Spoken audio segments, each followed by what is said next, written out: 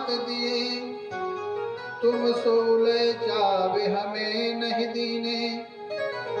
चोरी की बानी अजहु न तजी तुम चोरी की बानी में हो प्रवीणे।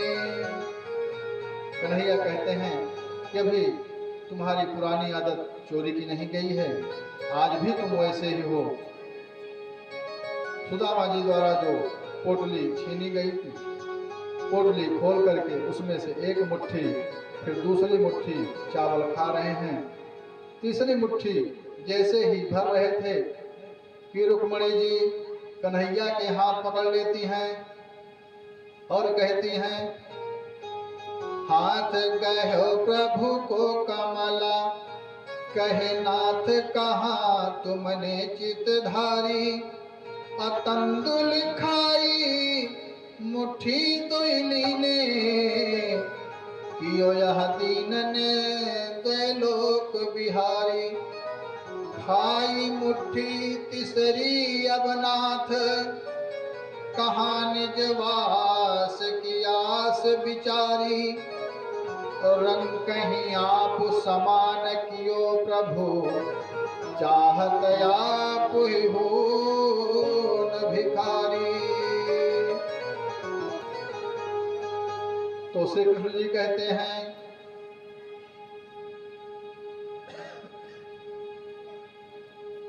क्यों रस में विश्वाम कियो, अब और न खान दियो एक फंका।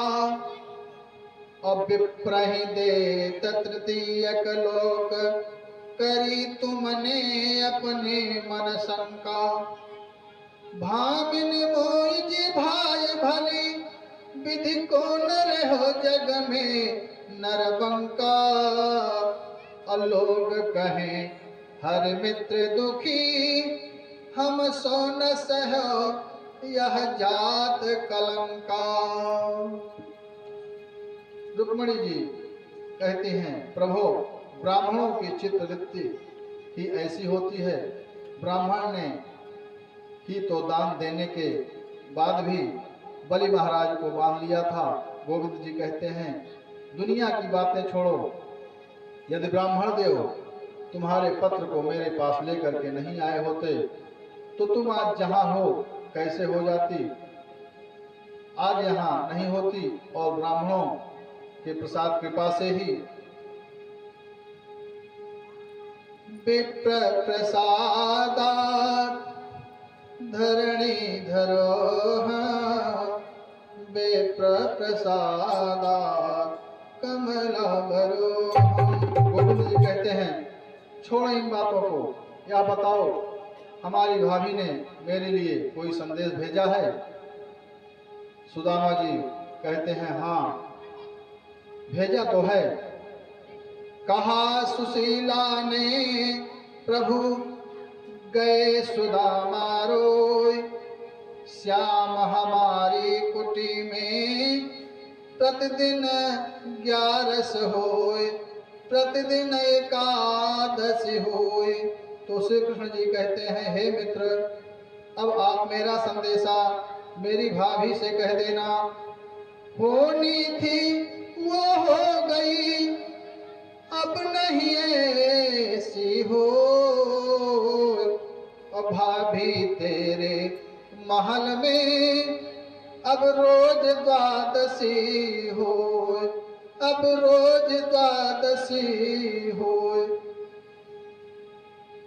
कुछ दिन बाद सुदामा जी हठवश द्वारिकाधीश से आज्ञा लेकर के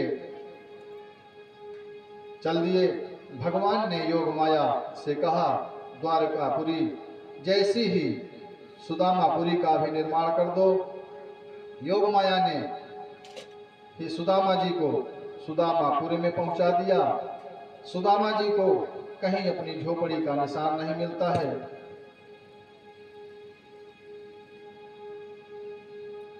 आगे बढ़ने पर सुदामा जी को बड़े सुंदर महल, बाग बगीचा और दास दासियां इधर से उधर आते जाते दिखाई दिए। सुदामा जी वहां अनेकों प्रकार के महल देख करके मन में विचार कर रहे हैं और सोच रहे हैं, मंदिर देख डरे सुदामा, मंदिर देखी डरे सुदामा, मंदिर देखी डरे सुदामा, मंदिर देखी डरे सुदामा, मंदिर देखी डरे सुदामा, मंदिर देखी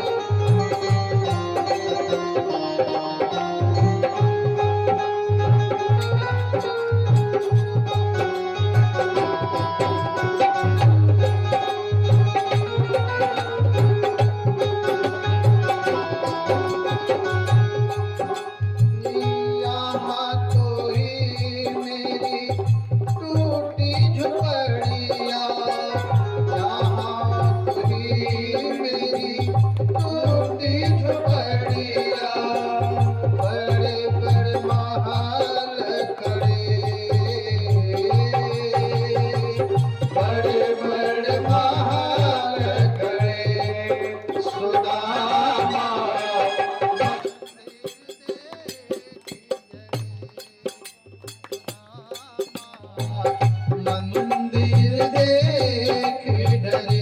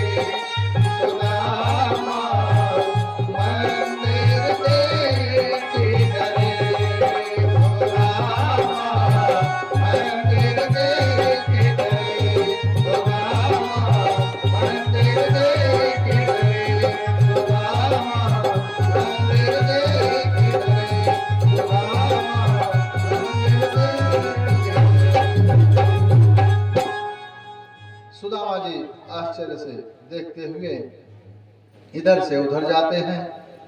तभी भीतर से देवांगनाओं के सदस्य सुशीला दास दासियों से घिरी हुई कहने लगी कि हे प्रभु, यह आपके ही महल हैं, यह सुदामापुरी आपके मित्र की ही कृपा से है। सुदामा जी कहते हैं, देवी आपको धन दौलत की कामना थी, भगवान ने वो पूरा कर दी और मेरी गोविंद के दर्शन की कामना थी वह उन्होंने पूरी कर दी। सुदामा जी सुदामापुरी के वैभव में भी अनासक्त भाव से रहने लगे और सुदामा जी मन में सोचते हैं, संसार अपार है, कुछ सार नहीं मिलता। संसार अपार है, कुछ सार नहीं मिलता। जिस द्वार पर प्यार मिले वो द्वार नहीं मिलता। जिस द्वार पे प्यार मिले वो द्वार नहीं मिलता। संसार अपार है ये, कुछ सार नहीं मिलता। संसार अपार है ये, कुछ सार नहीं मिलता। जिस द्वार पे प्यार मिले वो द्वार नहीं मिलता।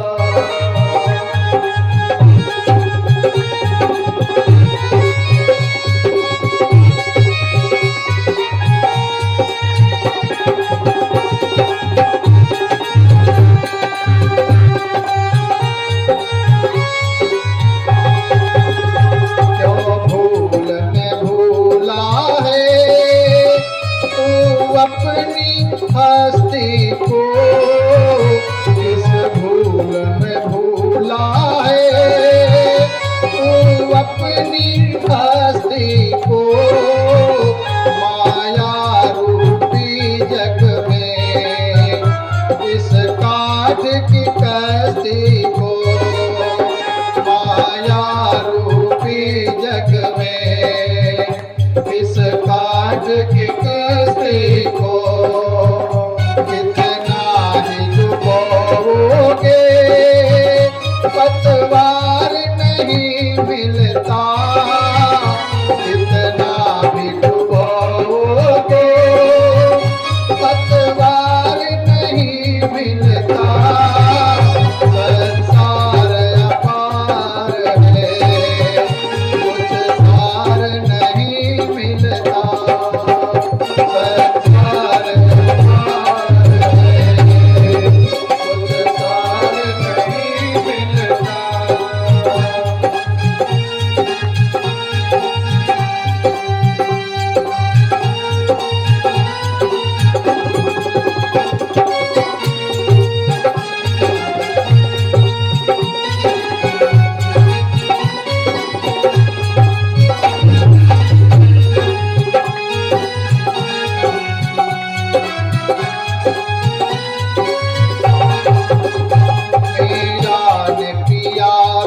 को तू पी भी नहीं सकता।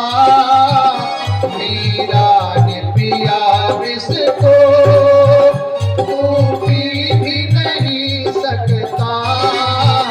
चाहे तू अगर जीना तू जी भी नहीं सकता। चाहे तू अगर जीना तू जी भी नहीं सकता। बिन भाव के इस जग में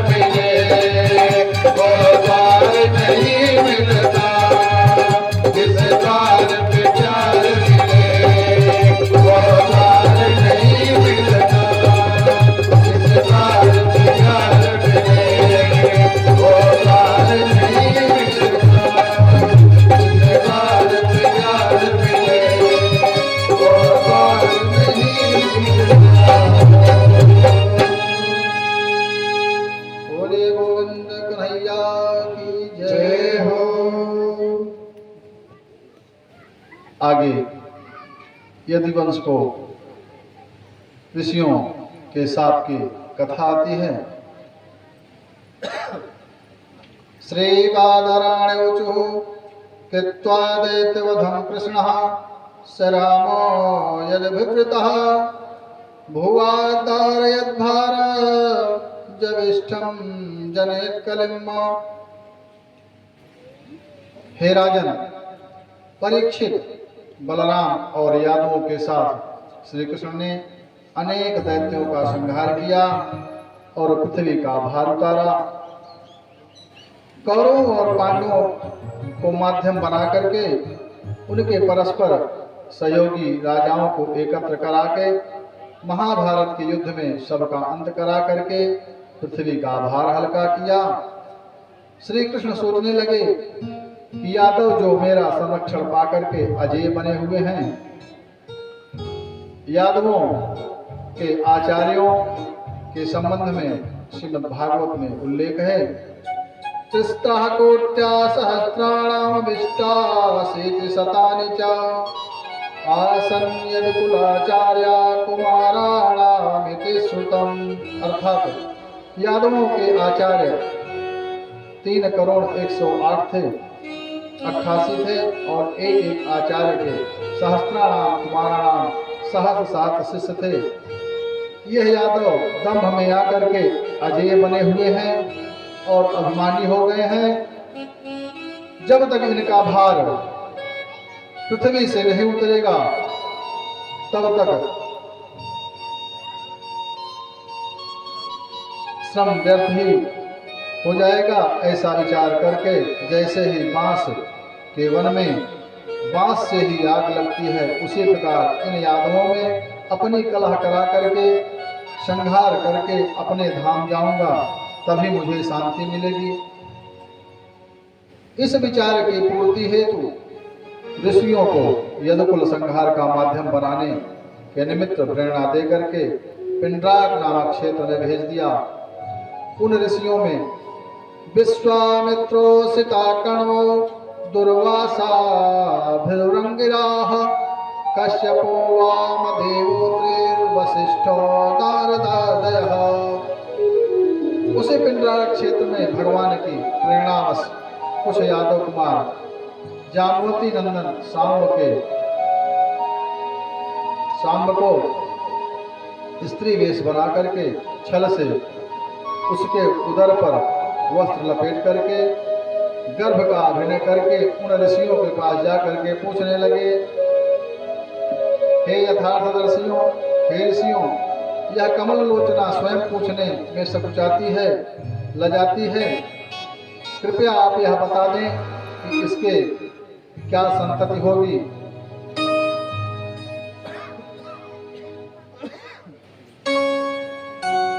यह इसके पुत्र होगा या पुत्री।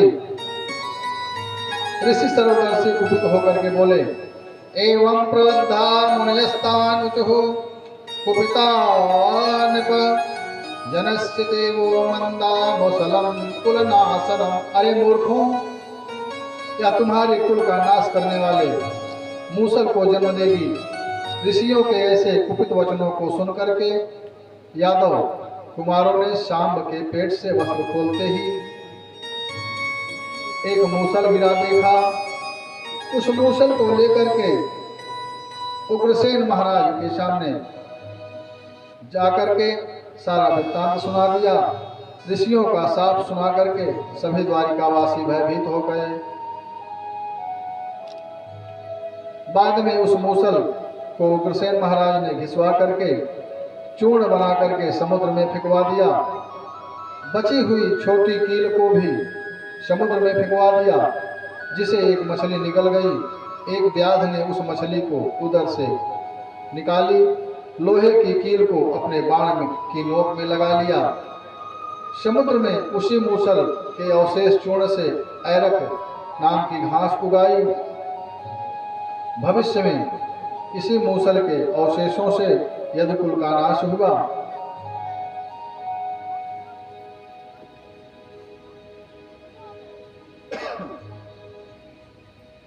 इसके पश्चात अवधूतोपाख्यान की कथा आती है। यदुवाच त्वं हीना पृच्छतां ब्रह्मन् मन्यानन्द कारणम् ब्रूहि स्पर्शविहीनस्य भवता केवलात्मनः।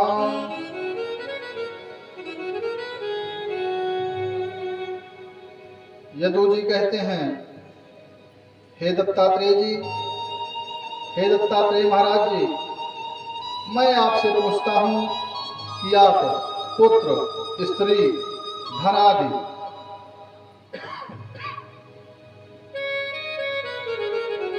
संसार के स्पर्श से भी रहित हो, अपने ही स्वरूप में स्थित हो, फिर भी आप अपने आत्मानंद में कैसे मगन रहते हो?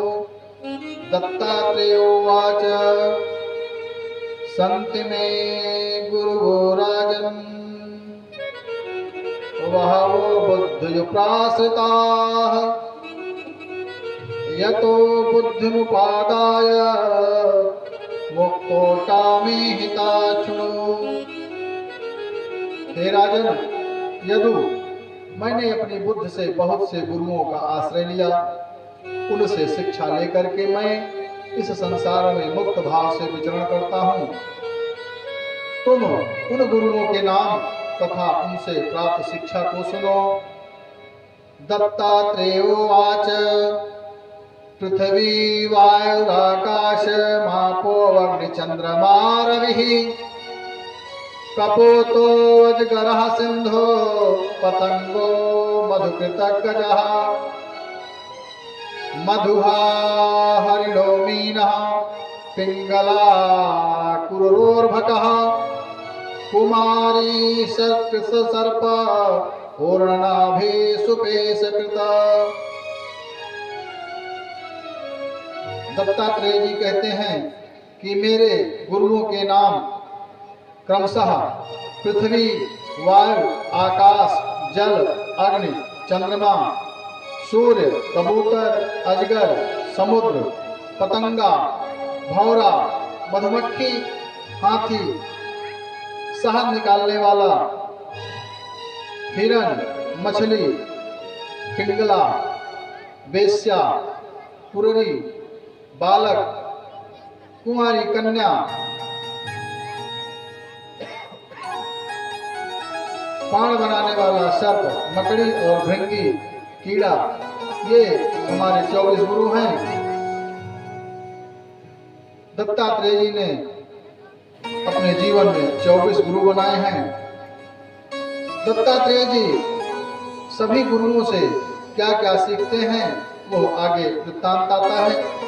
पृथ्वी से मैंने क्षमा दान देना सीखा। यह आघात प्रत्याघात सहती रहती हैं, परंतु सबको क्षमा करती रहती हैं। वायु से सीखा, वायु सर्वत्र निर्लेप होकर के विचरण करती है। और आकाश से सीखा, साधक को अपनी आत्मा की आकाश रूपता बनानी चाहिए। आग लगने, पानी बरसने पर आकाश एक सा ही रहता है।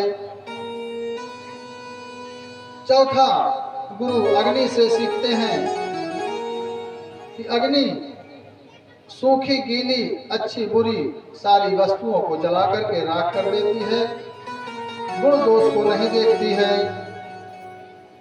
पांचवा, जल से दत्तात्रेय जी सीखते हैं, जल से मनुष्य को शुद्ध और पवित्र रखने का विचार सीखना चाहिए। छठवां, चंद्रमा, काल के प्रभाव से चंद्रमा की कला घटती बढ़ती है, पर चंद्रमा घटता बढ़ता नहीं है। इसी प्रकार शरीर की दशा बदलती है, आत्मा की नहीं। सातवां, सूर्य से शिक्षा ली। सूर्य अपनी किरणों से पृथ्वी से जल खींचते रहते हैं और समय पर वर्षा करते रहते हैं।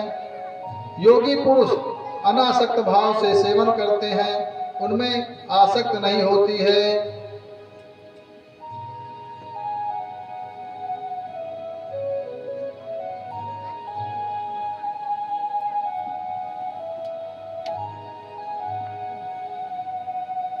आठवां, कपोल से शिक्षा ली है महाराज। एक वृक्ष पर कबूतर अपने परिवार के साथ रहता था। एक दिन उसके बच्चे पहेलिए के जाल में फंस गए, मादा भी गिर गई और मोहवश वह कबूतर ने सोचा मैं ही जीवित रह करके क्या करूंगा। अतः कबूतर भी नीचे गिर करके पहेलिए का शिकार बन गया। नौवां गुरु अजगर है। प्रारब्ध के अनुसार जो कुछ भी प्राप्त हो जाए जीव को अजगर की तरह उसी में संतुष्ट रहना चाहिए। अजगर करे न चाकरी, पंछी करे न काम, दास मलुका कह गए सबके दाता राम। भगवान सबकी व्यवस्था करते हैं, सभी जीवों की व्यवस्था करते हैं। और 10वां गुरु समुद्र को बनाया। हे राजा, समुद्र से मैंने यह सीखा कि न तो वह वर्षा ऋतु में बढ़ता है और न गर्मी में ही घटता है, सदैव गंभीर रहता है, एक जैसे ही स्थिति में रहता है। इसलिए हम जीव को भी चाहिए कि सदैव अपनी स्थिति में बने रहें। दुख आए तो सुख आए तो ज्यादा परेशान नहीं होना चाहिए। सुख हर सही जड़ दुख बिल खाही, और दो सम धीर धरही मन माही। 11वां गुरु पतंगा को बनाया। पतंगा से शिक्षा ली।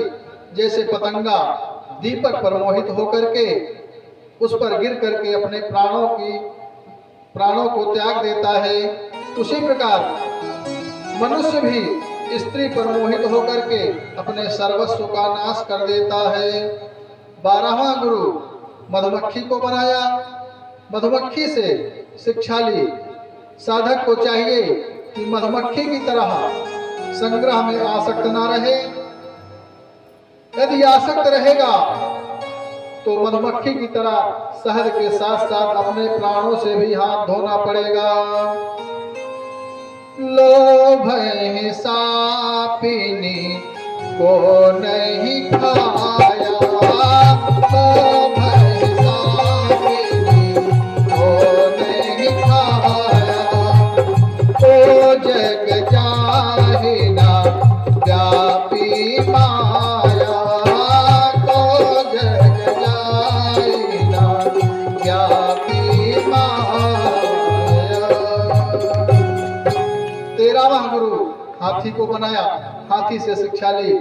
हाथी से मैंने सीखा कि सन्यासी को कभी भी काष्ठ की स्त्री का भी स्पर्श नहीं करना चाहिए।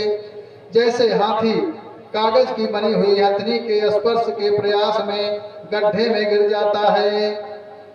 और 14वां गुरु मधु निकालने वाले को बनाया। इससे मैंने शिक्षा ली कि सन्यासी को कभी भी धन का संग्रह नहीं करना चाहिए, वरना उसकी दशा मधुमक्खियों के द्वारा संग्रह किए शहद को तोड़ने वाले, मधु निकालने वाले जैसे सब शहद को छीन ले जाता है, वही दशा होती है। 15वां गुरु हिरण को बनाया। हिरण से शिक्षा ली कि हे राजन, सन्यासी को हिरण की तरह वासना रूपी वाणी की ध्वनि नहीं सुननी चाहिए, नहीं तो विषय रूपी बहेलिया उसे बींध देगा। 16वां गुरु मछली को बनाया। मछली से शिक्षा ली, हे राजन, मछली की भांति जिह्वा के लोभ में कांटों में लगे अन्न या मांस के टुकड़े में नहीं फंसना चाहिए, अन्यथा प्राणों से हाथ धोना पड़ता है। 17वां गुरु पिंगला। विदेह नगरी में एक पिंगला नाम की वेश्या थी जो सज धज करके रात भर बाहर की तरफ देखती रही, परंतु उसके पास कोई भी जार पुरुष नहीं आया। पिंगला सोचती है, सतम समीपे रमणं रति प्रदाम वित्त प्रदम नित्ययामिमं विहाय अमाकामदं दुःख भयादि शोक मोह प्रदम तक्षमहां भजेज्ञा। ओहो, मैंने अपने हृदय में विराजमान स्वामी को तो छोड़ दिया, और तुच्छ प्राणियों को जो अंत में दुख ही देते हैं उनकी तरफ मैं देख रही हूँ। इस तरह पिंगला इस कार्य को छोड़ करके भगवान नाम संकीर्तन करती है और भगवान शरण में चली जाती है। 18वां गुरु कुरली को बनाया। कुरली से मैंने सोचा सीखा कि जब तक उस परमांस का टुकड़ा रहा सारे पक्षी उसे पर झपटते रहे। जब उसे वह मांस का टुकड़ा छीन ले गए तो उसके पास कोई नहीं आया। अतः अपरिग्राही बन करके संग्रह में आसक्ति न रखें। 19वां गुरु बालक है। जिस तरह बालक बैर प्रीति के भाव में लिप्त नहीं होते हैं उसी प्रकार मनुष्यों को सबसे समान भाव रखना चाहिए। बालकों का न कोई दोस्त होता है न दुश्मन होता है, वे समान भाव में रहते हैं। इसलिए हमको समान भाव में रहना चाहिए। और 20वां गुरु कुमारी कन्या से शिक्षा ली। एक कन्या को वर्ण करने वाले आए। वह धान कूट रही थी लेकिन चूड़ी खनक रही थी। वह एक एक चूड़ी उतारती गई। जब तक एक चूड़ी भी ना रही तब तक आवाज होती रही। जब एक चूड़ी ही हाथ में रह गई आवाज बंद हो गई। तो इससे शिक्षा लेनी चाहिए कि ईश्वर एक है, ईश्वर का ही ध्यान करें, सिर्फ एक का ही ध्यान करें। 21वां गुरु बाण बनाने वालों को बनाया। एक बाण बनाने वाले की दुकान के आगे से बाजे बजते हुए एक बारात निकल गई। एक आदमी ने आकर के पूछा कि भाई यहाँ होकर के बारात को गए कितना समय हो गया। बाण बनाने वाला बोला भैया मैं तो अपने बाण को बना रहा था, बाण बनाने में तल्लीन था, मुझे यहाँ पता नहीं कि बारात कब गई, किधर से गई। इससे शिक्षा मिलती है कि हमें अपने कार्य में तल्लीन रहना चाहिए। जिस कार्य को करें हम मन लगा करके करें। और 22वां गुरु सांप को बनाया।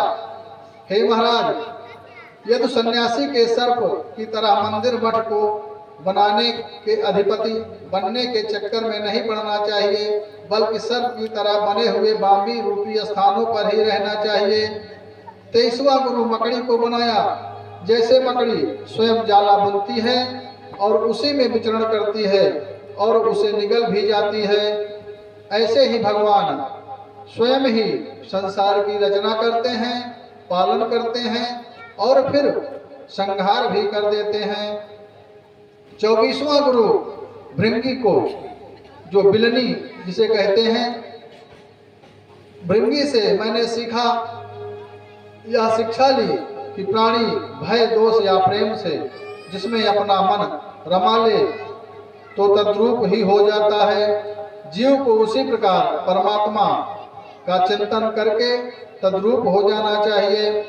अतः हे यदु महाराज जिस प्रकार आपके पूर्वज समदर्शी हो गए थे आप भी ऐसे ही बन करके स्वच्छंद विचरण करें, भगवान की भक्ति प्राप्त करके अपना जीवन धन्य बना लें। तदंतर दत्तात्रेय जी महाराज यदु से सम्मानित होकर के अन्यत्र चले गए। श्रीमन्नारायण नारायण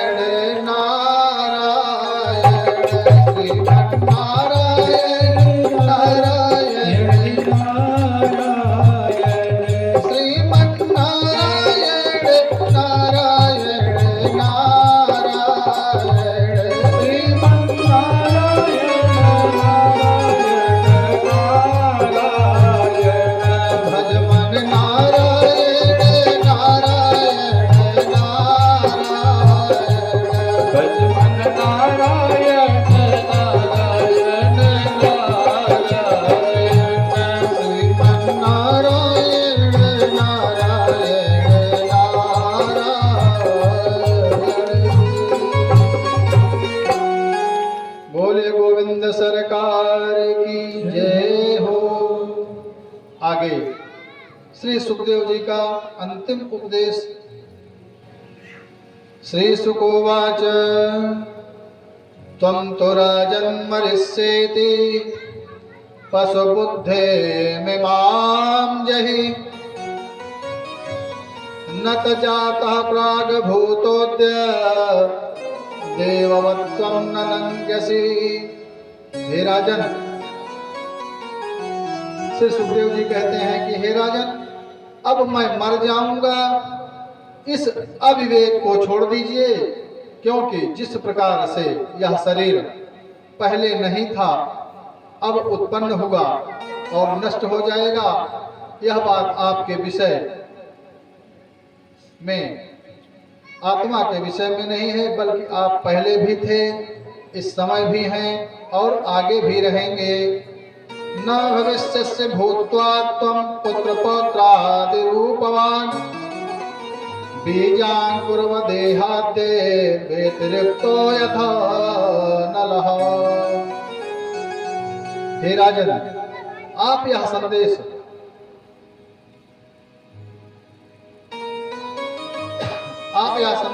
न करें कि इस शरीर में पिता रूप से था, उसी शरीर से पुत्र रूप में होना संभव है, इसलिए मेरी उत्पत्ति तथा विनाश निश्चित है। तो यह आपका संदेह ठीक नहीं है, क्योंकि जैसे काष्ठ में रहता हुआ अनल यानी अग्नि लकड़ी से अलग नहीं है, वैसे ही आप भी शरीर में रहते हुए भी शरीर से अलग हो। हे राजन, जैसे स्वप्न में काटा हुआ अपना सिर स्वप्न देखा जा सकता है, उसी प्रकार मरना जीना भी शरीर का ही धर्म है। शरीर का ही प्रादुर्भाव और नाश होता है, आत्मा का नहीं।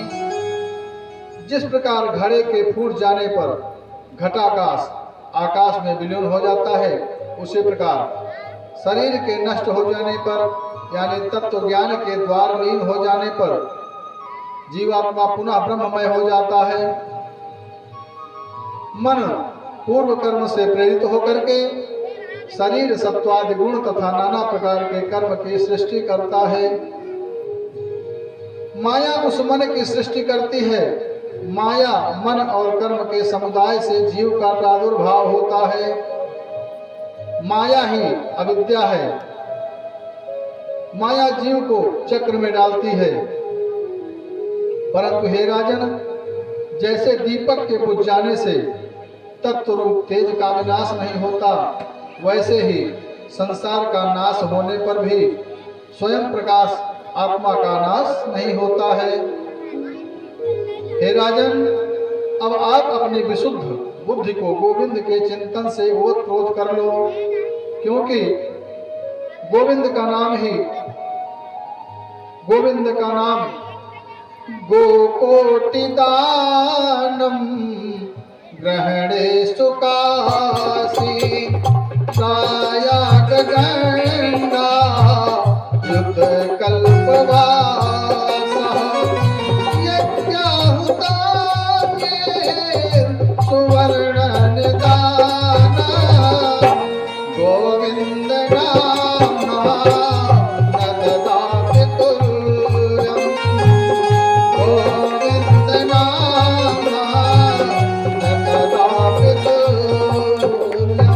हे राजन, ग्रहण के समय काशी में करोड़ों गायों को दान करने से, प्रयाग में संगम में 10,000 वर्ष तक कल्पवास करने से,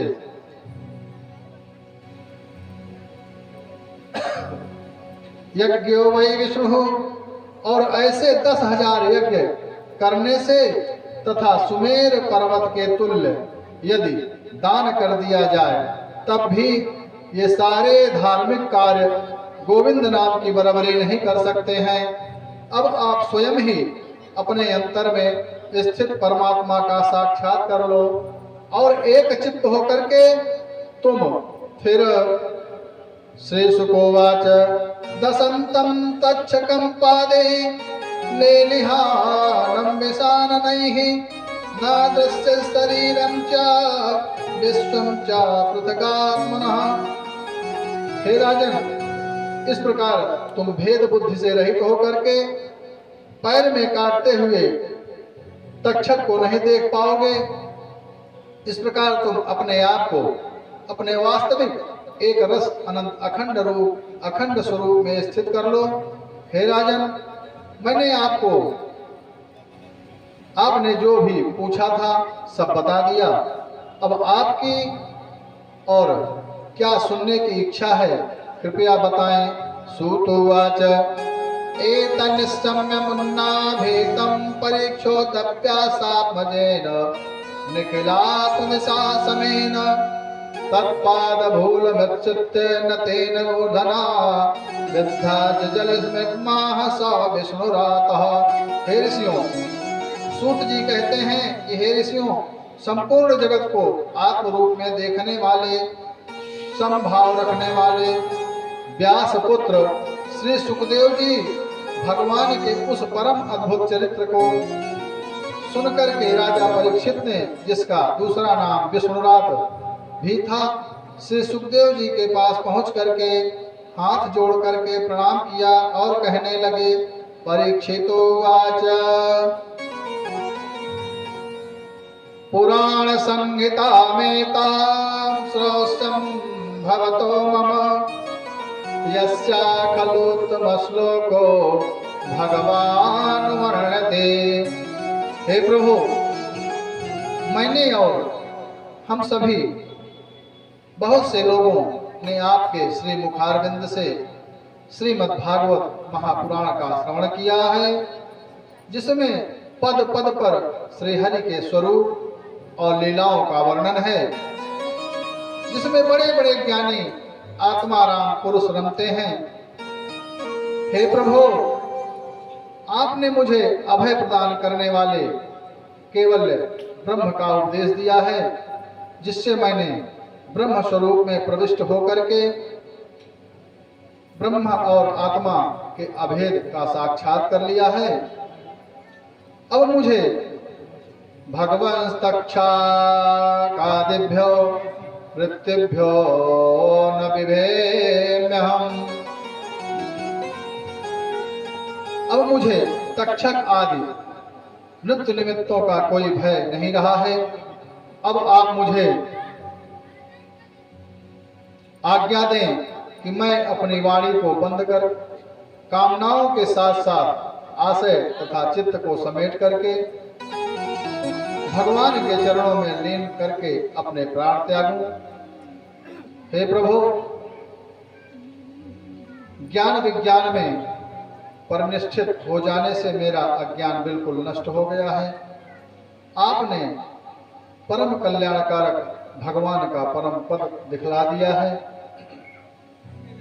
सूतोवाच इत्युक्तस्तमनगुप्याप्य भगवान् बादरायणिः जगामि भिक्षुभिशाक नरदेवेन पूजितः। हे शौनकादिशियों, सूत जी कहते हैं कि हे शौनकादिशियों, महाराज परीक्षित ने श्री सुखदेव जी से इस प्रकार कह करके उनकी विधिवत पूजा की। तदनंतर श्री सुखदेव जी भिक्षुओं के साथ वहां से प्रस्थान कर गए। उसके बाद राजर्षि परीक्षित ने अपने अंतःकरण को परमात्मा में लीन करके सूखे वृक्ष की भांति अपने श्वास प्रश्वास को रोक करके ध्यानस्थ हो गए और उत्तराभिमुख होकर के संदेह और आसक्ति शून्य होकर के आसन लगा करके बैठ गए। सूतोवाच तक्षका प्रहितो विप्राः क्रुद्धेन दिशूनना हन्तु कामो नृपं गच्छन् ददर्श पथि कश्यपम्। श्री सूत जी कहने लगे, हे शौनकादिशियों, जब सिंगी ऋषि के शाप के कारण महाराज परीक्षित को काटने जा रहे तक्षक ने मार्ग में कश्यप नाम के ब्राह्मण को देखा, तो एक कश्यप नाम के ब्राह्मण सर्प विष निवारण विद्या में निपुण थे। सर्प दंश चिकित्सा में दक्ष ब्राह्मण से तक्षक का संवाद हुआ। तक्षक ने ब्राह्मण को बहुत साधन दे करके वापस कर दिया। तक्षक स्वयं ब्राह्मण का रूप बना करके छिप करके जो इच्छानुसार शरीर धारण कर लेता था, राजा के पास जा गया और डस लिया। हे ऋषियों, महाराज परीक्षित का शरीर सर्प विष से प्रकट अग्नि से सबके देखते देखते भस्म हो गया। चारों तरफ हाहाकार मच गया। हाहाकारो महानासीत भुवि के दीक्ष सर्वतः विस्मिताः भन सर्वे देवासुर नरादयः। पृथ्वी आकाश दिशाओं में सब तरफ हाहाकार मच गया। देव असुर व मनुष्य सभी आश्चर्य में भर गए। श्री सूत जी महाराज कहने लगे कि हे ऋषियों, परीक्षित की मृत्यु से क्षुब्ध उसके पुत्र जन्मेजय ने योग्य ब्राह्मणों को बुला करके सर्पाभिचार सत्र में क्रुद्ध होकर के कुंड में सर्पों का हवन करने लगा। सूत उवाच सर्पसत्रे समिताग्नौ दह्यमानान् महोरगान् दुष्टेन्द्र भय सम्यग्न तक्षका शरणं यौ। हे ऋषियों, जब तक्षक ने देखा कि जन्मेजय की खूब प्रज्वलित हुई अग्नि वाले सर्प यज्ञ में बड़े बड़े सर्प भस्म होते जा रहे हैं, तो वह भयभीत होकर के इंद्र की शरण में चला गया। सर्प यज्ञ में असंख्य सर्पों के भस्म हो जाने पर तक्षक को न देख करके जन्मेजय ब्राह्मणों से कहने लगा, हे ब्राह्मणों, उवाच तक्षकाकस्मान् दह्योतोर्गाधमः। हे ब्राह्मणों, वह दुष्ट तक्षक इसमें क्यों नहीं भस्म हो रहा है? ब्राह्मण बोले, महाराज तक्षक अब देवराज इंद्र की शरण में चला गया है। जन्मेजयोवाच सहेन्द्रस्तक्षको विप्रः नाग्नौतिमिदपात्यो। हे ब्राह्मणों, आप मरुत्वान इंद्र के साथ उस तक्षक को अग्नि में क्यों नहीं गिरा देते हैं? ब्राह्मण कहने लगे, हे तक्षक, तुम मरुत्वान इंद्र के साथ इस अग्निकुंड में शीघ्र आ जाओ। ब्राह्मणों के द्वारा मंत्र से जब इस प्रकार का आह्वान हुआ, तब इंद्र अपने लोक से तक्षक और विवान के साथ विचलित होकर के इंद्र का दिमाग चक्कर काटने लगा। हे शौनकादिशियों, जब तक्षक के साथ इंद्र को भी आकाश से विमान सहित अग्निकुंड में गिरते देखा, तो अंगिरानंदन बृहस्पति जी ने जन्मेजय से कहा, जीवितं मरणं जन्तोर् गतिः स्वयमेव कर्मणा राजस्तन्तोन्नयो नान्यस्प्रदाता सुख दुःखयोः। हे राजन, जीव के मरने जीने सुख और दुख के कारण उसके कर्म ही होते हैं, मैं दूसरा कोई नहीं होता हूँ। सुखस्य दुःखस्य न कोऽपि दाता परो ददाति तको बुद्धिरेषाम् अहं करोमीति विधाभिमानः स्वकर्म सूत्र ग्रथितो हि लोका। हे राजन, प्राणियों की मृत्यु के कारण यद्यपि सर्प, चोर, भूख, प्यास, आग, बिजली और कोई अन्य जीव तो निमित्त मात्र होते हैं, वस्तुतः सब कुछ उसके प्रारब्ध कर्मों के आधार पर ही होता है। इनमें से कोई भी स्वेच्छा से कुछ भी नहीं कर सकता। अतः तुम इस हिंसा परक यज्ञ को शीघ्र ही बंद कर दो। श्री सूत जी कहते हैं कि हे ऋषियों, जन्मेजय ने देवगुरु बृहस्पति जी की आज्ञा शिरोधार्य करके उस सर्वसत्र यज्ञ की पूर्णाहुति दिला दी।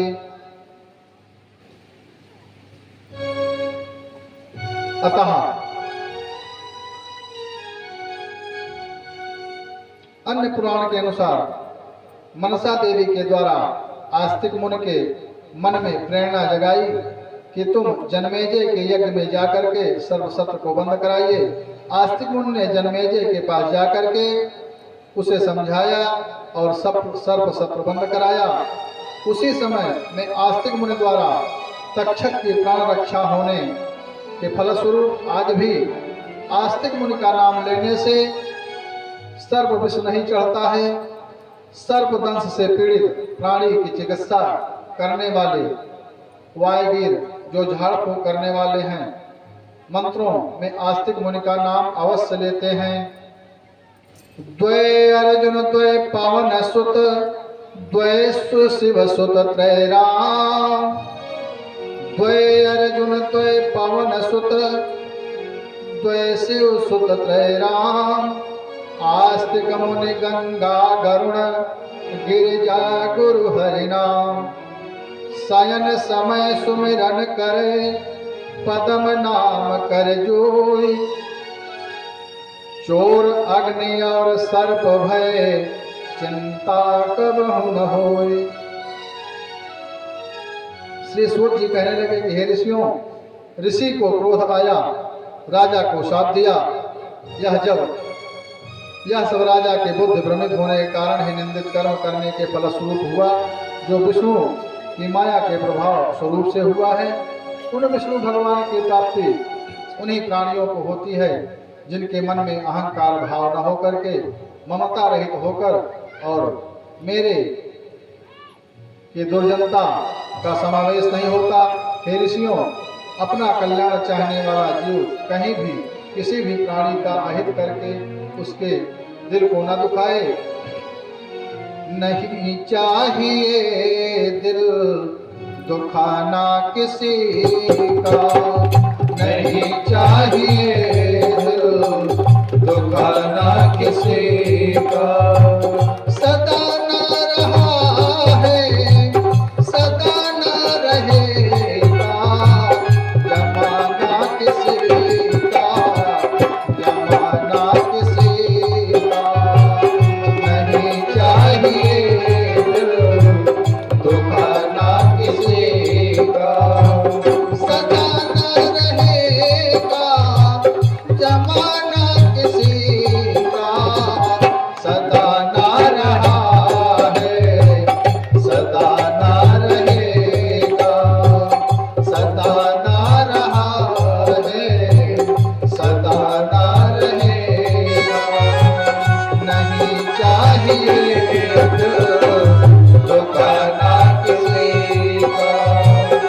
होगा मुकद्दर में वो ही मिलेगा, होगा मुकद्दर में वो ही मिलेगा। नहीं मिल सकेगा खजाना किसी का, नहीं मिल सकेगा खजाना किसी का। मीठी नजर करके हमेशा ही चलना, मीठी नजर करके हमेशा ही चलना।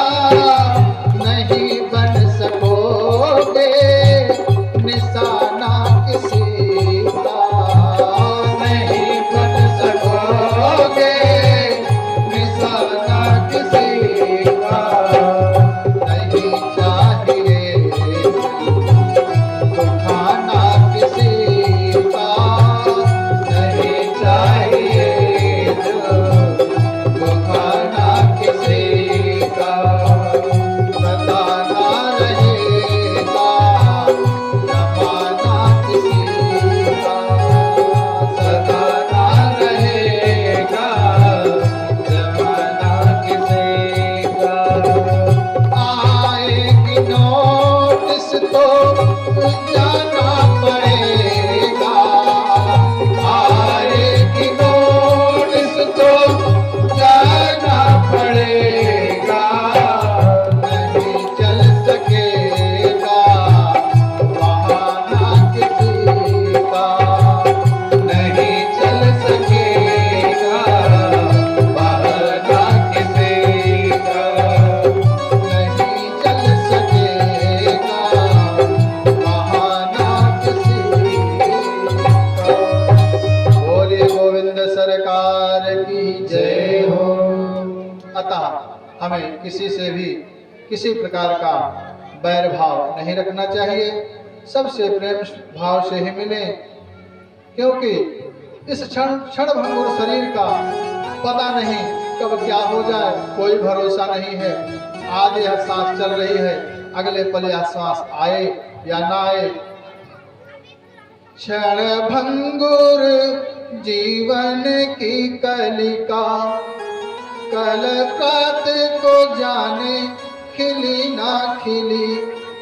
मलिया गिरी कर सुच शीतल मंद, सुगंध समीर मिली ना मिली।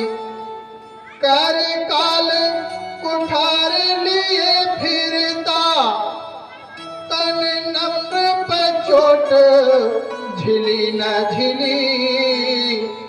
कहिले हरि नाम हरि रसना, फिर अंत समय पे हिली ना हिली। फिर अंत समय पे हिली ना हिली। अतः हे ऋषियों, अब मैं अपने गुरुदेव श्री कृष्ण द्वैपायन के श्री चरणों का ध्यान करके, जिनकी कृपा से मुझे श्रीमद् भागवत पुराण का ज्ञान प्राप्त हुआ था और जिसे आपको श्रवण कराया, मैं नमो सुतोवाच नमो भगवते तस्मै कृष्णाया कुंठमेघसे यत्पादाम्बुध्यान नाना संहिता मध्यगामिमा। और मैं उन व्यास जी के श्री चरणों में मेरा बारंबार प्रणाम है, जिनके चरण कमलों की कृपा से मैंने श्रीमद् भागवत पुराण का ज्ञान प्राप्त किया है। श्रीमन्नारायण नारायण नारायण, श्रीमन्नारायण नारायण नारायण, श्रीमन्नारायण नारायण नारायण, श्रीमन्नारायण नारायण नारायण, श्रीमन्नारायण नारायण नारायण, श्रीमन्नारायण नारायण नारायण।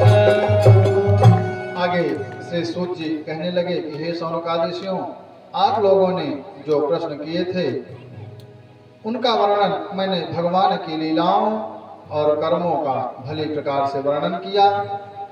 हे ऋषियों, जो व्यक्ति पतितः स्खलितश्चार्तः छुत्वा वियोषो ब्रुवन् हरे नाम यत्तुच्चैत् मुच्यते सर्वपातकात्। श्री सूत जी कहते हैं, पतित, अस्खलित और दुखी भी मनुष्य छक्कर गया विवश होकर भी हरे नमः ऐसा कह करके उच्चारण करता है तो वह सर्व पापों से छुटकारा पा जाता है। हे ऋषियों, इस भागवत महापुराण का अध्ययन करके ब्राह्मण तत्व का ज्ञान को प्राप्त कर लेता है, क्षत्रिय समुद्र पर्यंत राज्य प्राप्त करता है और वैश्य धनेश का पद प्राप्त करता है और शूद्र पातकों से शुद्ध हो जाता है। जब तक प्राणी का अंतर्मन शुद्ध नहीं होता तब तक प्रभु चिंतन में मन नहीं लगता। वह संसार के इधर उधर के लोगों की बातों में मन को चलायमान करता है। हे ऋषियों, सांसारिक वासनाओं से तभी छुटकारा पाया जा सकता है जब इस अनुपम श्रीमद् भागवत के चिंतन में मन लगाया जाए। योगी राज सुखदेव जी को नमस्कार करते हैं, जिन्होंने भागवत महापुराण को सुना करके संसार रूपी सर्प से डरते हुए विष्णुराज यानी परीक्षित जी को मुक्त किया। नदियों में जैसे गंगा श्रेष्ठ हैं, देवताओं में अच्युत विष्णु श्रेष्ठ हैं, वैष्णवों में शंकर जी श्रेष्ठ हैं, उसी प्रकार पुराणों में श्रीमद् भागवत महापुराण श्रेष्ठ है। हे ऋषियों, इस पुराण के श्रीमद् भागवतम यत्र श्लोकम श्लोकार्धमेव च तत्रापि भगवान कृष्ण वल्लभीभिर्विराजिते।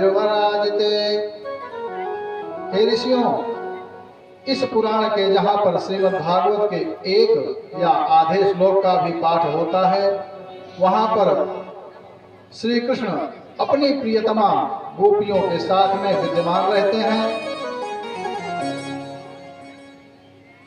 योगी नंदाय नमस्तस्मै सुकाय ब्रह्मरूपिणे संसार सर्पदष्टमय विष्णुराय तमोच्यत। मानव जन्म पाकर भी जिन लोगों ने पाप के अधीन होकर के श्रीमद् भागवत नहीं सुनी, उन्होंने मानो अपने ही हाथों अपनी हत्या कर ली है। भगवान के नामों का कीर्तन पापों का नाश करता है तथा प्रणाम करने से जीव का विशेष कल्याण होता है। आइए श्रीमद् भागवत महापुराण के अंतिम श्लोक को हम सब मिलकर के दोहराएंगे। नाम संकीर्तनम यस्य, नाम संकीर्तनम यस्य सर्व पाप प्रणाशन, सर्व पाप प्रणाशन, प्रणामो दुख समनस्ता, प्रणामो दुख समनस्ता, नमामि हरिं परं, नमामि हरिं परं, नमामि हरिं परं, नमामि हरिं परं। भगवान के नामों का कीर्तन पापों का नाश करता है तथा प्रणाम करने से दुख शांत होते